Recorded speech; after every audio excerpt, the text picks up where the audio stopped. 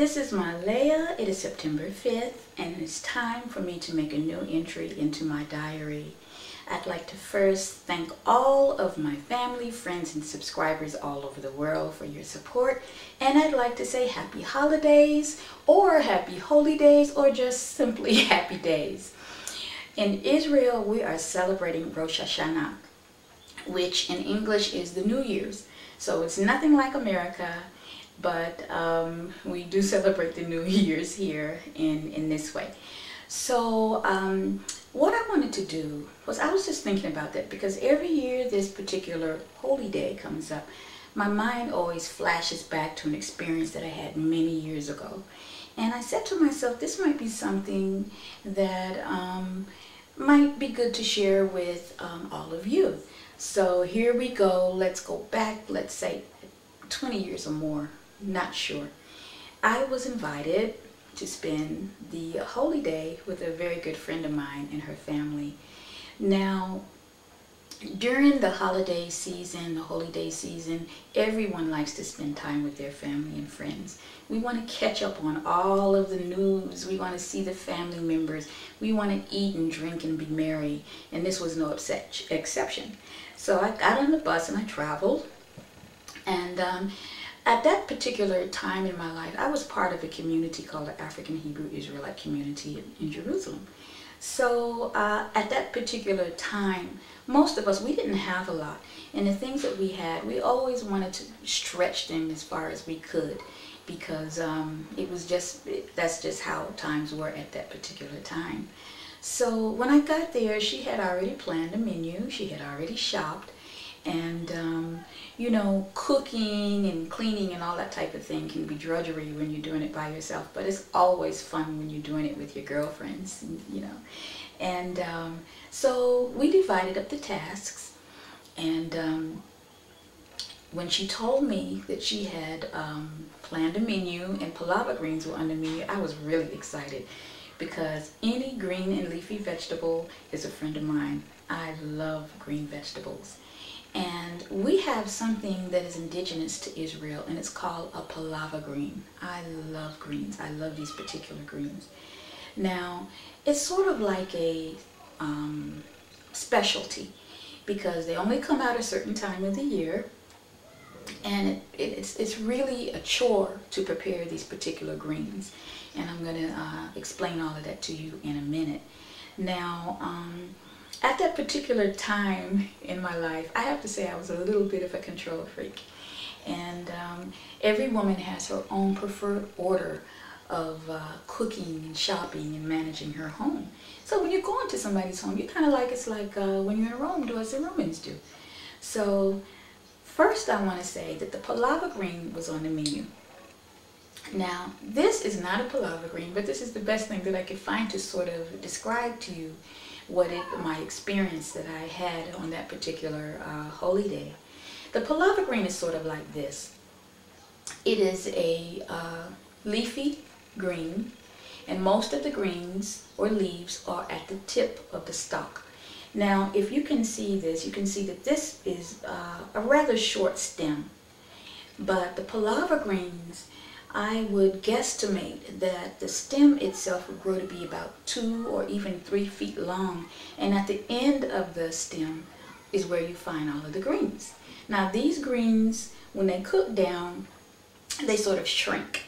So in order to get a decent serving, you really need to purchase and pick a lot of these greens, because, as I said, to get a nice size serving for a family, you're going to need a really big bundle of greens. So during that time, sometimes the sisters would get their children to help, and then sometimes the sisters, if they were like me, they did all the work themselves. So like I said, this was a tedious process, because first you had to pick all the leaves off in order to get as much as you could. And then after that, you would have to wash them. And when I say wash, you really had to wash them. It was like a washing machine, because these Palavah greens, you know, and when you go to the market in Israel, things are live. It's not like in America. You know, sometimes dirt and grit can still be attached to the vegetables. So these particular leaves, this is not a Palavah plant that I'm holding in my hand, but I'm just trying to simulate one, they'd be folded sometimes or curved, and sometimes the dirt and debris could be left in the fold. So you had to really rigorously wash these greens. So the whole process could take hours depending on the amount of Palavah greens you were preparing. So when she told me this, I was like, oh, so you're going to get your girls to do it, okay. And so I didn't say anything, but in the back of my mind, I was like, okay, when in Rome, do as the Romans do. So I sort of had like one eye on my task, and the other eye was like watching the girls, you know, because her girls were pretty young. And so by the end of the evening, we were all sitting, and we were all, you know, laughing and talking and eating. And I had no doubt that I was the only one that was sitting at the table with any sort of experiencing any sort of anxiety. With every bite that I took of the Palavah greens, my mind would go back to the little girls and how they were picking the greens, and I was like, are these greens going to have some kind of grit in them? Are they going to have any kind of dirt on them? And so you know, I'm a slow eater anyway. But I was taking extra long with these greens because it was like I was anticipating with each bite for the dirt or grit to be there. It was like, you know, I must have, you know, I was trying to do it discreetly, but you know, this is, it's life. It's called life. So by the time the meal was over, everyone had enjoyed themselves. They were laughing and talking, and I sat there and I felt like a fool because those, in fact, were some of the best greens that I had ever had. So her preferred order was really amazing. It really worked. She had trained her girls to cook. They were very tidy. They were very neat and orderly. And while I kept my children very close to me and in a protective way, and oh, well, that's too much for them, or that might be too much, you know, she let her girls go.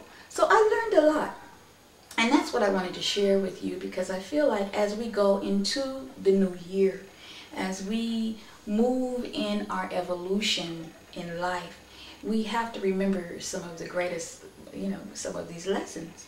And my lesson, I'm just sharing with you. You know, children are adaptable. You know, they can learn whatever it is that we teach them. They can learn different languages. They absorb. They are like little sponges. So we're really doing them a disadvantage when we keep them too close to us and we don't let them, and we don't teach them all that they can really learn. Now we have to make sure that we're giving them everything that they need in order to be safe and all of that. You know, we want to be good parents. We want to be responsible parents.